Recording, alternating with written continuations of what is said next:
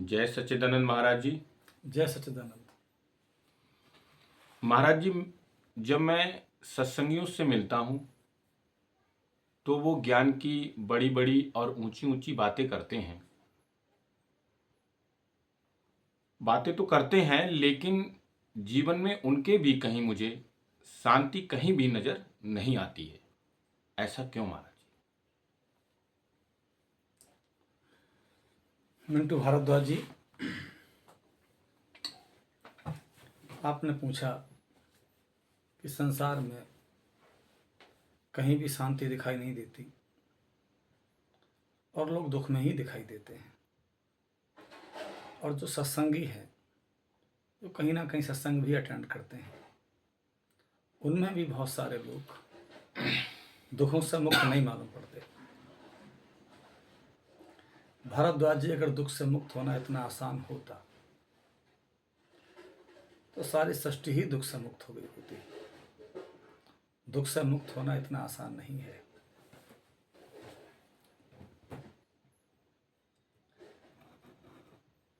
दुख मुक्ति की बात बहुत कर सकते हैं, बात करने में कोई परेशानी नहीं होती है। हम कितनी भी ऊंची ऊंची बातें कर सकते हैं, लेकिन हम आंतरिक रूप से दुख से मुक्त हो जाएं, ये कोई आसान काम नहीं है। हजारों साल से प्रश्न खड़ा है, अभी जैसे का तैसा। हजारों साल पहले बुद्ध ने कहा था, पहला आर्य सत्य कि दुख है। मेरे देखे हजारों साल बीत गए, लेकिन हजारों साल के बाद भी वह प्रश्न आज भी ज्यों का त्यों खड़ा है, बिल्कुल युवावस्था में। आज भी दुख वैसे का वैसा, थोड़े रूप बदले होंगे, लेकिन दुख नहीं गया। किसी प्रकार के दुख चले गए तो किसी दूसरे प्रकार के दुख हमारे सामने आ गए। थोड़े से दैहिक दुख यदि हम बात करें पीछे के काल की, तो निश्चित रूप से जो हमारे शरीर के कष्ट थे वे निश्चित रूप से कुछ ना कुछ कम हो गए, लेकिन हमारे मानसिक दुख अब उससे और कई गुना ज्यादा बढ़ गए हैं। तो दुख तो ऐसे नहीं जाने वाला। आपने बात की सत्संगियों की, तो हमारे एक गुरुजी थे, तो वो कहते थे कि ये सत्संगी हैं बहुत सारे लोग, इनको सत्संगी कहना ज़्यादा अच्छा नहीं है, ये लत संगी हैं। लत संगी का मतलब यह है कि इन्हें लत लग गई है कि किसी न किसी दिन, क्योंकि आजकल दुनिया में बहुत सारी परंपराएं चल रही हैं, तो उनका महीने में, सप्ताह में जो भी कोई ना कोई दिन रखा जाता है, वहाँ सत्संग सुनने के लिए लोग जाते हैं वो अपने डेट पर। लेकिन मुझे लगता है कि वह बहुत से लोगों के लिए, मैं सभी सत्संगों के लिए नहीं कह रहा हूँ और ना ही सभी संस्थाओं के लिए कह रहा हूँ, लेकिन फिर भी बहुत हद तक, बहुत बड़ी संख्या में सत्संगी लोग कम हैं, लत संगी लोग ज़्यादा हैं। और बहुत बार मैंने भी देखा है कि जब हम कहीं सत्संगियों से बात करते हैं और थोड़ा उनसे कहते हैं कि थोड़ा विचार करें कि आप जिस रास्ते पर चल रहे हैं वो ठीक है, सत्संग का उद्देश्य क्या है, तो बहुत से लोग कहते हैं मुक्ति लक्ष्य है। तो मैं कहता हूँ मुक्ति माने क्या? अब उन्हें मुक्ति का अर्थ केवल इतना ही पता होता है कि मरने के बाद हमारा दोबारा जन्म नहीं होगा। उनके लिए मुक्ति का ये अर्थ भी नहीं मालूम कि दुख से मुक्ति। संसार में जब तक वो जी रहे हैं दुख में जी रहे हैं, लेकिन कुछ ठगों ने एक दिलासा उन्हें दे दिया कि तुम चिंता मत करो, तुम्हारे मरते समय हम आ जाएंगे और तुम्हें भवसागर के पार ले जाएंगे, तुम्हारी उंगली पकड़ लेंगे हम और तुम्हें हम ले जाएंगे। तमाम प्रकार के गुरुओं ने छलावे में नाम भी रख दिए हैं। कोई नाम रखता है, कोई नाम रखता है, लोग रख देते हैं नाम। आम आदमी को पता भी नहीं, उसने शास्त्र भी नहीं पढ़े। गुरु बड़े चालाक हैं, उन्होंने उनके लिए शास्त्रों से दूर ही कर दिया। बहुत से तो संस्थाएं ऐसी भी हैं जो कभी कभी कहती हैं कि संत मत अलग है, वेद मत अलग है। वेद माने तर्क शास्त्र, उपनिषद माने तर्क शास्त्र। तो बोले तर्कों के चक्कर में मत पड़ना, तुम तो जो हम कहते हैं वैसा बस करते रहो, बस 10 मांस पहुंचाते रहिए और तुम्हारी गारंटी हमारी है। कोई ना कोई नाम दे दिया, बोले इस नाम को जपते रहिए और बाकी गारंटी हमारी है। उन्होंने शर्तें ऐसी बांधी हैं भयंकर कि वे शर्त कभी पूरी नहीं हो सकेंगी। बहुत से लोग ऐसे मिलेंगे जो कह देंगे नाम की कमाई कर रहे हैं। हमने कहा कि नाम की कमाई कब तक? बोले गुरु में कोई कमी नहीं, हमारी नाम की कमाई थोड़ी सी कम है, इसलिए हम अनुभव नहीं कर पा रहे हैं सत्य का। लेकिन मेरा कहना है कि तुम्हारी नाम की कमाई कभी पूरी नहीं होने वाली है। नाम का काम एक जगह तक होता है, उसके बाद तो आपको विवेक ही करना होता है, विचार ही करना आपके लिए होता है। लेकिन गुरुओं की शर्त इस प्रकार की होती हैं कि वे शर्त कभी पूरी नहीं की जा सकती और चेला हमेशा भ्रम में ही मर जाता है कि मैं कर नहीं पा रहा हूं ये काम जो गुरु ने दिया है। जिस दिन हो जाएगा उस दिन मेरे अंदर सुख का जन्म हो जाएगा, मेरा दुख चला जाएगा, मुझे मोक्ष मिल जाएगा, तमाम तरह की बातें। उनकी हालत बिल्कुल वैसी ही है उन गुरु शिष्यों की। मैंने सुना है कि एक बार एक गुरुजी थे, कोई उनका एक चेला था, तो गुरुजी ने चेले से ध्यान लगाने के लिए कहा कि ध्यान लगाया करो। चेला एक दिन आया भागा भागा, गुरुजी मेरा ध्यान लग गया। उन्होंने कहा अच्छा तेरा ध्यान लग गया? तेरा ध्यान कैसे लग गया भाई? बोले नहीं गुरुजी मेरा ध्यान लगा था। बोले नहीं नहीं, मैं ध्यान तब मानूंगा तेरा कि तेरे ध्यान में बंदर ना आया। तेरे ध्यान में अगर बंदर आ गए तो तेरा ध्यान नहीं लगा है। तो बोले गुरुजी बंदर आते ही नहीं कहते, आज तक कभी बंदर नहीं आया। बोले चलो आगे देखो। कहते हैं चेला घर गया, चेले को कुछ ध्यान की झलक मिल गई थी और चेला ध्यान लगाने बैठा। आज से पहले उसके साथ ऐसा कभी ना हुआ था। आज वो ध्यान लगाने बैठा तो उसे बंदर दिखने लगे, हर तरफ बंदर दिखने लगे, आगे पीछे। मन जहां जहां जाता और कुछ उसे दिखाई दे न दे, लेकिन बंदर जरूर दिखता था। उसने अपने अंदर एक नकार का भाव पैदा किया था कि मुझे बंदर दिखाई ना दे, अब उसे बंदर ही दिखते थे। आप कभी भी प्रयोग करके देख लीजिए। मैं आपसे कह देता हूं कि आपको अपने गांव से नगर के लिए जाना है और आपको कुत्ता नहीं देखना है। आप वैसे कुत्ता कभी नहीं देखते थे, लेकिन मैंने आपसे आज कह दिया कि आपको कुत्ता नहीं देखना है, तब आप पता नहीं कितने कुत्ते देखेंगे रास्ते में, आप फिर गिनती नहीं है आपके लिए। क्या अर्थ है? अर्थ यह है कि गुरुओं ने इस प्रकार की चीजें हमें दे दी, ऐसा होमवर्क दे दिया कि वह कभी भी होमवर्क पूरा होने वाला नहीं है। विचार को तो उन्होंने सिरे से ही काट दिया। और मैं बार बार ये बात कहता हूं, यदि मनुष्य से विचार के लिए काट दिया तो मैं मानता हूं उसकी आत्महत्या कर दी। क्योंकि मनुष्य के पास यदि कुछ है तो वह विचार है।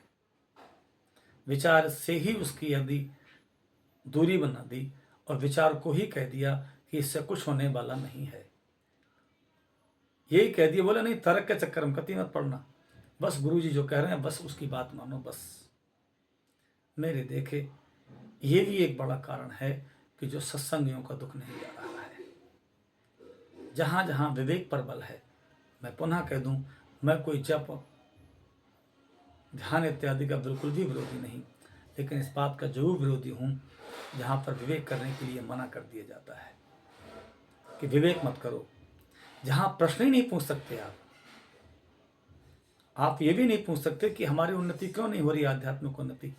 हमारे अंदर से काम, क्रोध, लोभ, मोह, छल, कपट, ईर्ष्या इत्यादि जो भी विकार हैं वो विकार नहीं जा रहे। तो आप कुछ नहीं, माला जपते रहो, नाम जपते रहो। कब तक?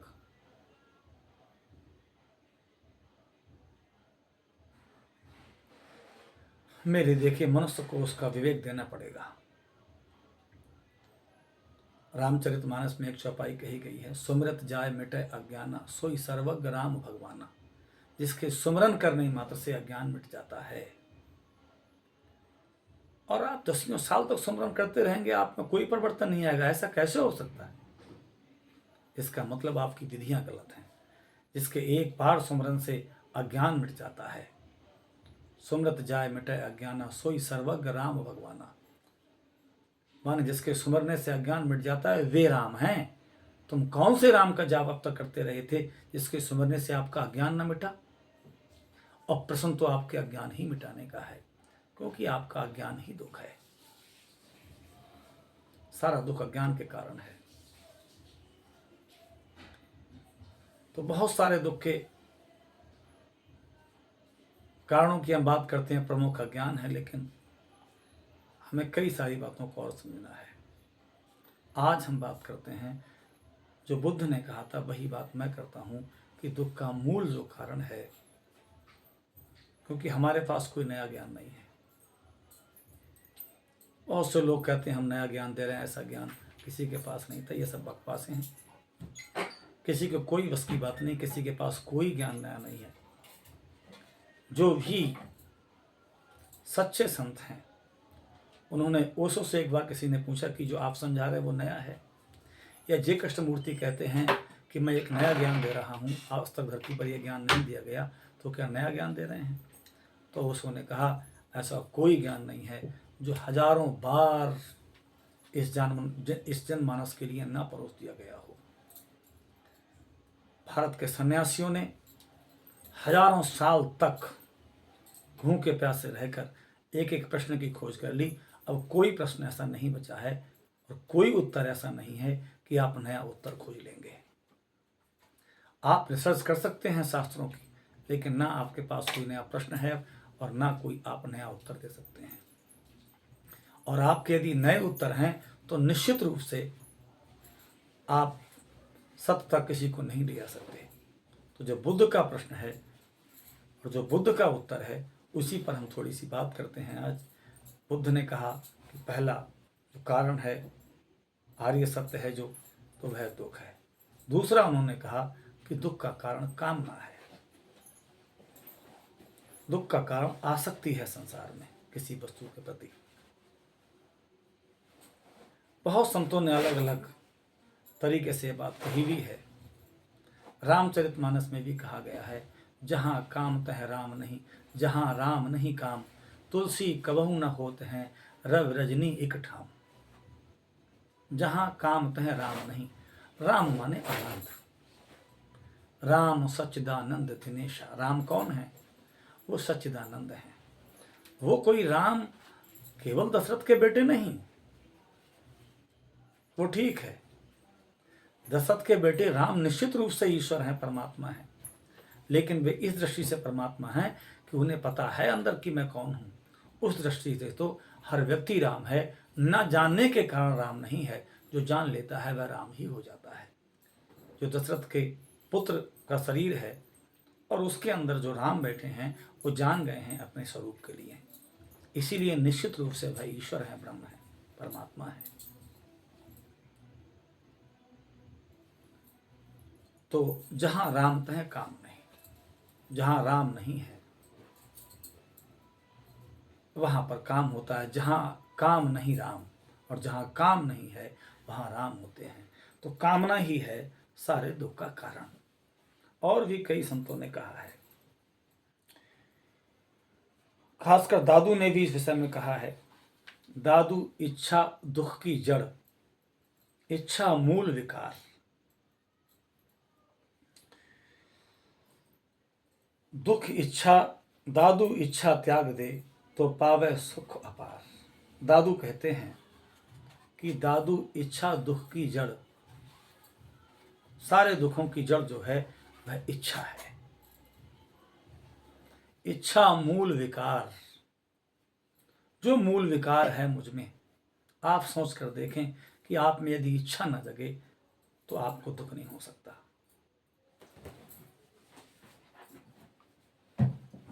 दुख दुख पहली बात नहीं है, पहली बात है इच्छा। इच्छा का अर्थ यहाँ कामना से है, आसक्ति से है। किसी भी चीज के प्रति मेरी जो आसक्ति होती है, वह आसक्ति ही मुझे दुख का जन्म देती है। यदि मेरे अंदर आसक्ति नहीं है तो दुख नहीं हो सकता।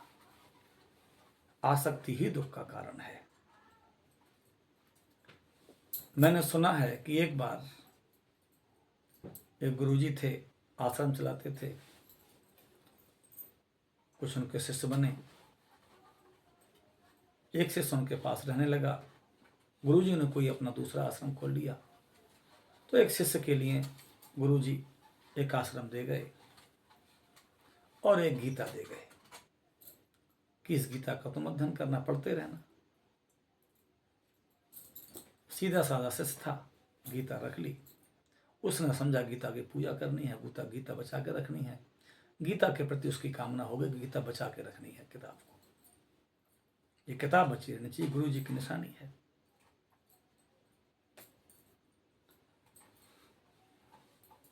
कुटिया में रखी थी गीता। एक दिन कोई चूहा आया तो थोड़ी कुतर गया। उसे चिंता हुई कि आज तो गीता के लिए माने चूहा कुतर रहा है। माने भिक्षा उक्षा उससे लेने जाना पड़ता था गांव में अपने खाने पीने के लिए। तो उसने कहा ये तो बड़ी समस्या आ गई। गांव के लोग इकट्ठे हुए। उसने गांव के लोगों से कहा कि भाई बड़ी समस्या आ रही है कि ये हमारे गीता जो है किताब, ये तो चूहे वही काट रहे हैं, हमें भिक्षा लेने जाना पड़ता है, क्या करें, बड़ी समस्या है। तो बोले एक काम करो, क्योंकि शिष्यों के पास बड़ी बड़ी नई नई तरकीब होती है। तो उनके भी शिष्य बन गए, कुछ शिष्य के ही शिष्य बन गए। उनका एक काम करो, बिल्ली पाल लो। बोले बिल्ली से क्या होगा? बोले बिल्ली से ये होगा चूहे खा जाएगी। कहते हैं कि उसने, शिष्य ने एक बिल्ली पाल ली। अब बिल्ली पाल ली तो बिल्ली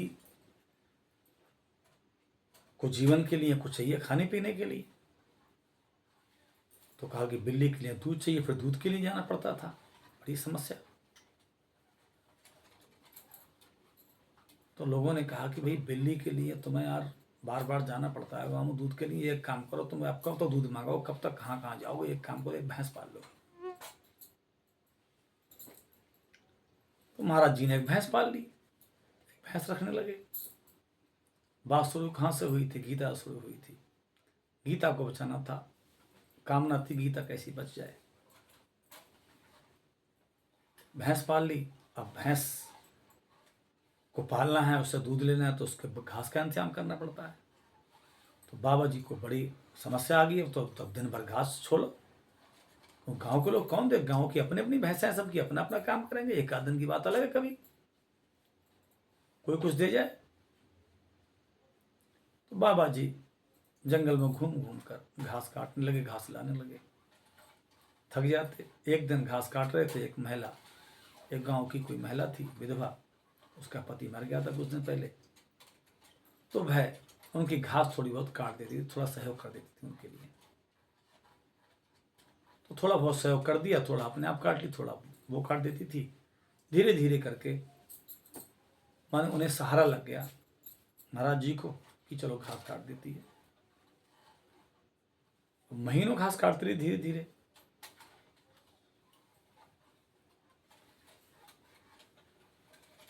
एक बार थोड़ा बीमार पड़ गई, कोई कारण रहा, नहीं आई। अब नहीं आई तो उन्हें बड़ी चिंता हुई, क्योंकि रोज घास काटती थी, अब वो आई नहीं। तो उनके लिए खुद ही घास काटनी पड़ी।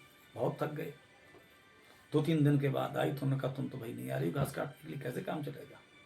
तो बोले देखो महाराज जी, मेरा अपना भाई काम धाम और भी है, मैं कैसे आ सकती हूँ डेली? मेरे घर के काम धाम भी हैं छोटे मोटे और। तो बोले एक काम करो तो महाराज जी, मेरा भी दुनिया में कोई है नहीं, तुम मुझसे शादी कर लो, तुम्हारी ये घास फूस काटना सब बच जाएगी फिर। तो महाराज जी ने सोचा चलो सही रहेगी। गांव वालों से परामर्श लिया, गांव वालों का ठीक ठाक है, चलो तुम्हारा काम चलता रहेगा, बाबा जी बाई रख लो एक। तो बाई रख ली। विधवा स्त्री जो थी अब तक, उनके पास रहने लगी। धीरे धीरे फिर सभी काम हुए जो होने के थे, और उनके 3-4-5 बच्चे भी हो गए।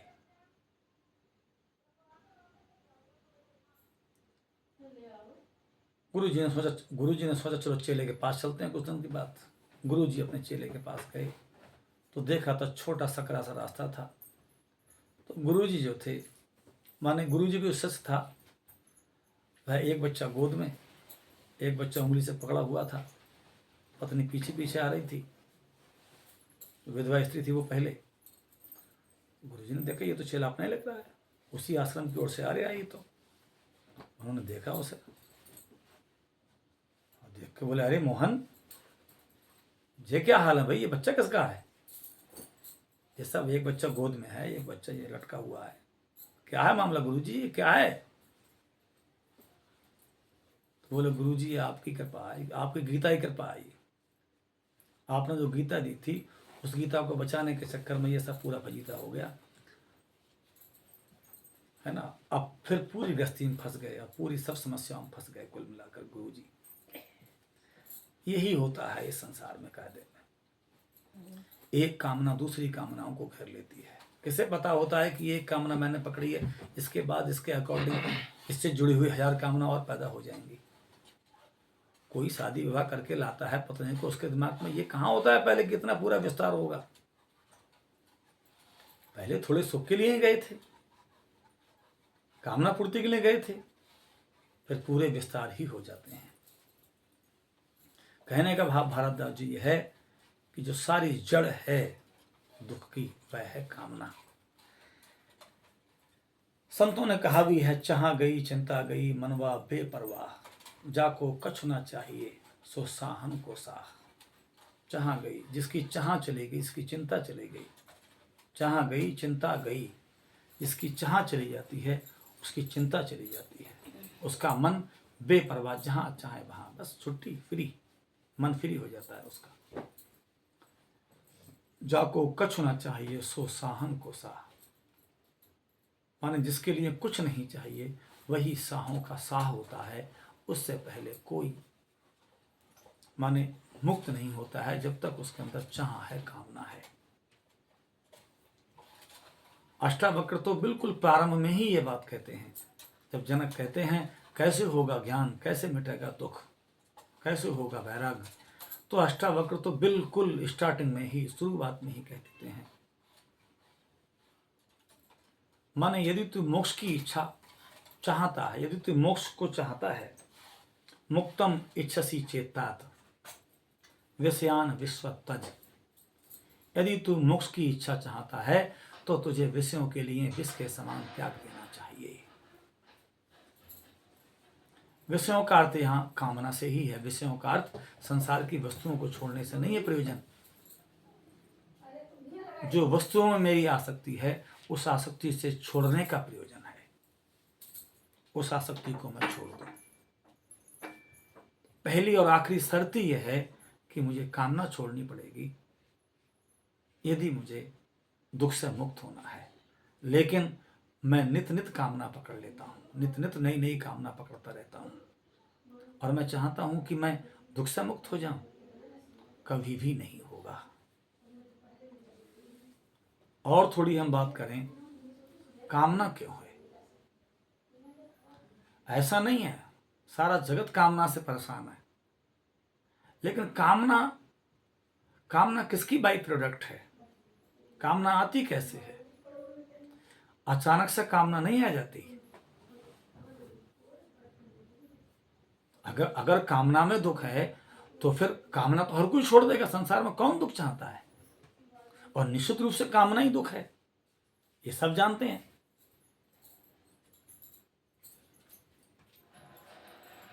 तो कामना क्यों है? प्रश्न तो ये है। बहुत से लोग दुनिया में प्रयास करते हैं कि जो मेरी कामना है वो छोड़ दूं, लेकिन उन्हें पीछे के गणित का कोई पता नहीं है। कामना नहीं छूटेगी ऐसे, क्योंकि कामना के गणित का आपको कोई पता नहीं कि कामना क्यों है मेरे अंदर। कामना का कारण है भारद्वाज जी सुख। मुझे किसी वस्तु से सुख मिलता है, मैं कामना करता क्यों हूं? कामना कोई मैं इसलिए थोड़ी करता हूं कि मुझे दुख उठाना है। दुख मिलता है ये अलग बात है। और संत जन कहते हैं कि कामना तो, संसार की तो कामना छोड़ ही दो, परमात्मा तक की कामना दुख देती है। और मैं तो ऐसा मानता हूं कि संसार की कामना इतना ज्यादा दुख नहीं देती, परमात्मा की कामना थोड़े समय के लिए तो सांसारिक कामनाओं से भी ज्यादा कष्ट देती है। आप कहेंगे क्यों? वो इसलिए क्योंकि संसार की जो कामनाएं मेरी होती हैं, क्षुद्र जो कामनाएं मेरी होती हैं, वे पूरी हो जाती हैं और थोड़े समय के लिए मुझे सुख की अनुभूति हो भी जाती है।